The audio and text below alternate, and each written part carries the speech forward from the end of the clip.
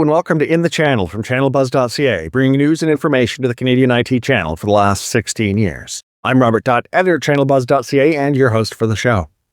SonicWall has published annual threat research for years, but this year they did something different. They stopped calling it a threat report.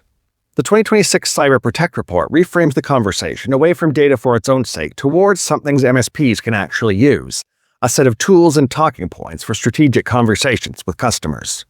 The hook they chose? The 7 deadly sins of SMB cybersecurity, 7 predictable, preventable failures that show up in breach after breach. My guest is Michael Crean, Senior Vice President and General Manager of Managed Security Services at SonicWall. Michael came to SonicWall through the acquisition of Solutions Granted, the MSSP he built and one of the early pioneers of SOC-as-a-service in the NSP market. Before that, 9 years in the military. So when he talks about what MSPs are getting wrong on security, he's speaking from a fairly unusual vantage point, inside the SOC, inside the vendor, inside the partner community itself. The report had been out about a month when we sat down, and I was curious what the actual conversation had looked like since launch. We got into that, the sins themselves, the 181-day dwell time that should make many MSPs uncomfortable, and what it really means to be or partner with a true MSSP. Let's get right into it. My chat with Michael Crean.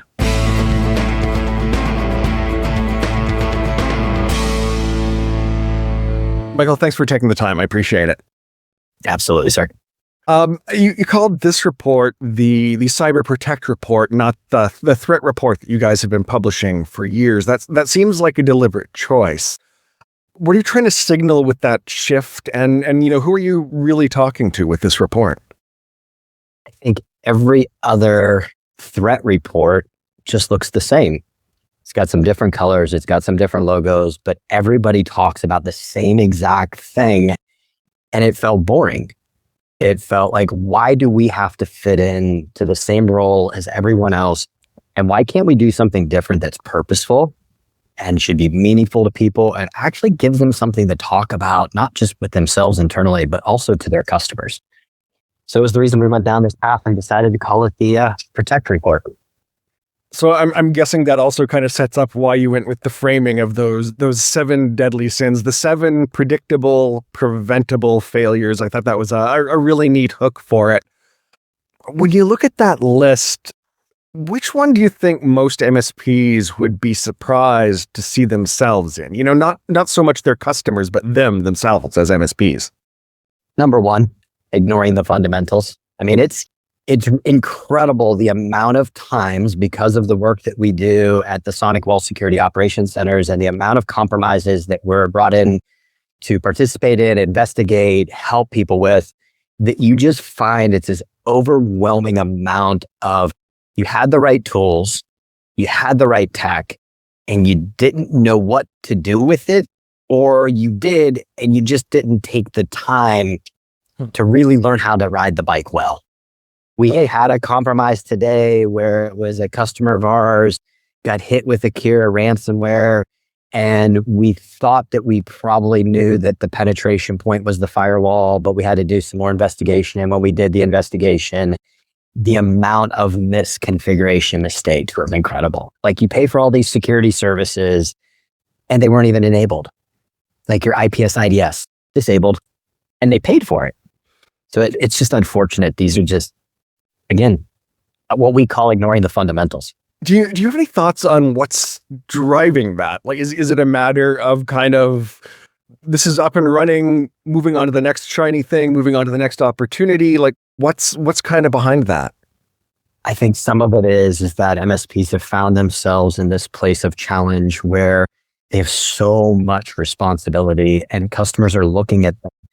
And I heard this a long time ago when I was a child, is that the smart person is the person that says what they don't know. I think a lot of people are fearful to show that side of, you don't know something, but saying I don't know doesn't mean you don't know and you'll never know. It just means, hey, I don't know that, but I'm going to go here and ask this person, or I'm going to go to this vendor and get more information, or I'm going to do some more research and I'm going to come back to you with a really solid answer. Instead, there's this constant, I hate the word to use, the necessity, but it feels like there's this constant necessity of, yes, that we have to keep giving our customers I'd prefer somebody to tell me, nope, I don't know how to do that, but I'm going to give you a great contact so that you can get it done right. So I think that's part of it. And then we as manufacturers, we keep telling people all along the way, hey, buy my stuff. It fixes your problems. Just buy my stuff. Well, like I can go buy the same box of tools that my mechanic has, but that doesn't mean I'm a mechanic. And it obviously does not mean that my car is going to get fixed just because I've got the tools. Can attest to that. Fortunately, not with great experience, but there's a reason I do take my car to someone else to get looked. Oh my goodness, you and me both. I'm like, I want it done right. And as hard as I tend to drive my cars because I have a thing for speed and adrenaline, I would actually like them to be as proper as they can be. Well, and especially given that it's important when you're testing the limits, shall we say, that the thing stays together while you're doing so. Absolutely. And back to that point, I think there's also the factor of when you're presenting yourself, and most MSPs do, as the trusted advisor, the expert on this who's going to take care of all this, that creates an even greater disincentive to admitting, you know what? I need to check on that. Let me find out more, rather than saying, yeah, I got this. I don't know that. I mean, I think at human nature, just in general, it does, because the moment you admit you don't know something or you're not certain at that very moment in time, we just assume that to be a point of weakness in general human nature. I believe, through military that I served for 9 years, being a CEO and founder for 22 years, what I really realized, and even when it came to my kids, sometimes when you just don't know, it's okay to say you don't know, but I'm going to find out, or I'm going to figure it out, or we're going to do it together and we're both going to be better for it than we were when we just started with a question. Funny, that came up early in my journalism career too. My editor at the time would say, your job is not to know, your job is to find the person who does. Sort of along the same lines, a little bit of a different lens. You said something that I quoted in the news bit that we did on the release of the survey, that the danger isn't that AI isn't working. It's that we're using as an excuse not to do the things we already know we should. That's a really remarkably direct thing for a security vendor to say, and it kind of touches on the, eating your vegetables kind of advice. What are you seeing that made you include that line in your quote? It's not what I'm seeing today. It's what I've seen for the last 20 years in this industry. I mean, we went from deep packet inspection firewalls to next generation firewalls, and we got all of these extra added capabilities in the firewall. But then we got lazy in doing proper firewalling, controlling ports both inbound and outbound the way we used to do it, because we felt that we were overcompensating because we had so much power and capabilities.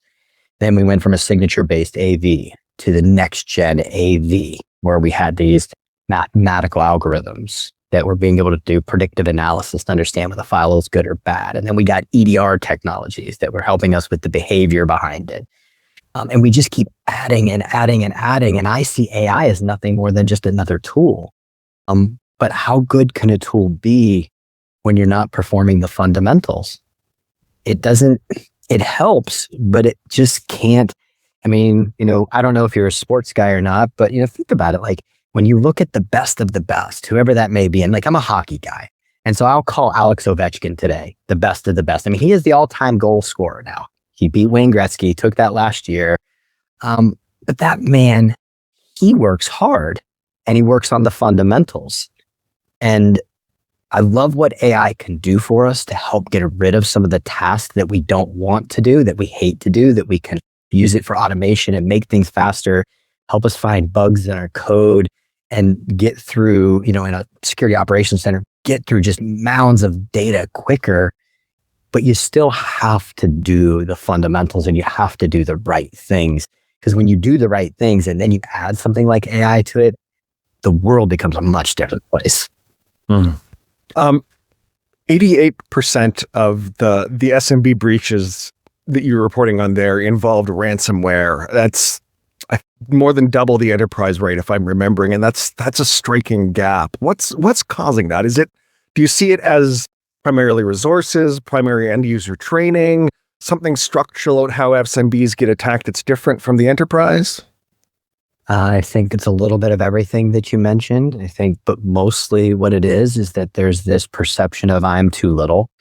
I don't have anything valuable. Why would somebody want to attack me? And when these large threat actors are going after the big, huge enterprises, or you see them go after, a Colonial Pipeline, or you see them go after, JBS, or you see them go after some huge organization, they have better tools, they have better resources, they have better people, and they probably have more maturity to respond when they start to notice the attack is taking place. When you think nobody's ever going to break into your house, you may not lock your doors. You may not care about having the 70-pound German Shepherd who's going to stand on watch for you when you're not there, because I don't have anything in my house that's of value or perceived value. It's valuable to me, but is it really valuable to anybody else? But when you take that shotgun approach and you can go knock down 100 SMBs and maybe you can get, $10,000 out of each one, that's a heck of a payday. So it really just, it's logical right now, what we're seeing.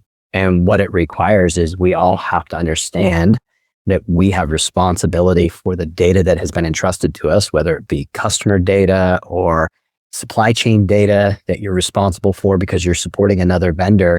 The data that we have is far more valuable than we give it credit for. And I guess there might be also an element of the ability to fly under the radar, sort of the opposite of security through obscurity, in that you make that hit on Colonial Pipeline and it's front page news everywhere. You hit a bunch of small businesses for $10K each. It gets a lot less attention from media. It's legislators from... I'm sure you've heard this, you've been doing this long enough, but I heard this once, and it's the idea around news and media: if it bleeds, it leads. Absolutely. And it's not really sexy when you talk about a two-chair dental practice that gets hit with ransomware. And the two-chair dental practice doesn't really want to talk about it either, because they're more of that small community-based organization, and it's really damaging to how people potentially look at them and think about them. A Target, a Home Depot, a Lowe's, or a whomever that might get hit with ransomware, they've got more marketing machine, more attorneys, more dollars, more insurance. And at the end of the day, they'll be as profitable, if not more profitable, a few quarters later. The report surfaces the number of 181 days of dwell time. For an MSP who's running monthly security reports, quarterly reviews, thinks they have everything in order, that number has to sting. What does it require of an MSP's operating model and operations to address that? One, making sure that the investments that you've made in the technologies that you've decided to procure or put into your pack that are going to be the tools that you use, make sure that you're well trained on it. Make sure that you're well versed on the best practices so that you can get the optimal outcomes. Patch management. Man, I can't tell you the amount of times we've seen, you talk about this 181 days. It comes down to so many times that you see that this is pure patch management. And the vast majority of all manufacturers give you the patches for free, but we don't think about it. We get distracted. We don't see it as valuable as it really is. And it's the really simple things. Again, it's that number one, ignoring the fundamentals. Patching has been a fundamental thing that we've talked about for so long. And I also think that for an MSP that just magically adds the additional S and starts calling themselves an MSSP, don't dabble in security. Either do or do not. Do not try. We're going to throw a little Yoda in here for the day. It's really, and if you're not going to be a real MSSP, then partner with one. There's so many great organizations out there. Like I'll say that we're a great organization to partner with. That's how we go to market. We partner with MSPs, but there's lots of other ones out there that this is who they are and they're purpose built. It's like being the best doctor in the world, but you're not a surgeon. So you refer somebody to a surgeon to go get that surgery. Your own background includes solutions granted, building out one of the first SOC-as-a-service models for MSPs before SonicWall acquired you. I'm curious, when you look back at your time on the other side, when you were the MSP, and any of those sins that you look at and go, that sounds awful familiar. Oh, absolutely. I will say that, I went from that transition in 22 years of being a VAR to being a government contractor to being an MSP, realizing I was a really crappy MSP. Not going to lie. My bedside manner wasn't great. I wasn't passionate about what I was doing. And I think that's something that you lose some focus on sometimes. And I was super passionate about security, getting out of the military, transitioning away from that and getting into IT and this tech space. And when I found my way into this SOC-as-a-service MSSP space, it's where I found my passion and love again. And I think that means a lot. Don't do it for the sake of doing it. I think we all have to keep the lights on and put food on the table and clothe our kids and, find a way to retirement one day, but find some happiness in that too and be really passionate about what you're doing. And you'll probably find a lot of these 7 deadly sins probably aren't as deadly for you. It's one way of mitigating it, that's for sure. The report is framed around protection outcomes, and it's explicitly aimed at giving MSPs, it seems, the language to have the conversation with the SMB decision maker. But there's a responsibility question, I guess, underneath that. If the MSP is the last line of defense for most SMBs, I think we've talked about this a little bit, but if the MSP is sort of that last line of defense, what does good actually look like? What's sort of the bar that you have to reach before you either, as I think you suggest there, don't either back off from security and or partner with someone else who is much more committed there? I think one, it's a team effort. And so it isn't just the MSP's responsibility. The business owners, the decision makers, the board, the whomever you're dealing with that are making these decisions, they have to buy in with it. And if they don't, well, then you're at a disconnect and you're bringing in a subject matter expert, the MSP, to help you to be more secure for survivability or, all of the things that they're asking to make sure that they can operate at the highest levels possible, but then you don't allow them to do their job. And that's a huge risk. What I will say is that, and this is a hard lesson to learn, but one of the most valuable lessons to learn is that when you fire your first customer, not get fired, but you actually fire your first customer because it wasn't the right fit and the financial impact of it was going to hurt, didn't feel good. Nobody ever really wants to get fired or be fired. But when you do that, you start to mature. And inevitably, you also help that customer mature because if they hear the same message from multiple mouths of different ways of, hey, we've got to do patch management. Don't tell me we can't do it. We're going to use MFA. We're going to have a good SOC that's monitoring this 24 hours a day, 7 days a week, 365 days a year. We're going to take away administrative privileges. We're going to do some of these fundamentals. We're going to make some investments in tools that we're going to put the right people, process, and technology in place. The outcomes really start to matter. But it is a team sport. I can't tell you, and I'm sure you've heard this, you hear MSPs talking about, I can't get my customer to use MFA. So I got them to sign this indemnification clause. How many MSPs are getting sued anymore? And these indemnification clauses aren't holding up because you're the expert. If you believe it's 100% the right thing to do, then 100% if they don't follow you, fire them. It's funny how often it comes down to that. I've heard that same sentiment from MSPs in the move towards this is what you have to take. It is not negotiable. It is the cost, as it were, of doing business with us. And I think that's sage advice. I mean, we accept it from our surgeons, right? Like if I've got a bum knee and I need it fixed and I'm a little overweight and he knows that I'm drinking a little too much bourbon or eating a little bit too much red meat and he wants me to lose 10 pounds so that he can be successful. If I'm not doing my part, well, then why does he want to do surgery on me? Point taken.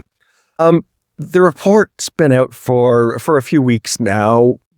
Curious, what's the question you're getting most from partners that you didn't expect as they sit with this? What's kind of hit differently in the report than you thought it might? I thought we were going to get more pushback on why we called it a protect report instead of a threat report. So it really isn't the question that we've got that's been surprising to me. It's been the commentary. It's been the unsolicited emails. It's been the LinkedIn request. It's been the comments that we've got that people have really enjoyed receiving a report that just wasn't like everything else. And there's been a lot of commentary on, like, I'm going to have this discussion and use these analogies and use these 7 deadly sins to have conversations with my customers. I mean, that's what we were hoping for, but you never know when you're going against the grain, you never know how well it's going to hit. And I think we got lucky. It sounds like very much mission accomplished. I know it's something that caught my attention and that I've heard out there as well. So I look forward to seeing what comes next as you continue to reinvent what these kinds of reports do and what they look like. Michael, I thank you for taking the time to talk through this and to offer some advice. I appreciate your time as well, sir. Thanks a lot.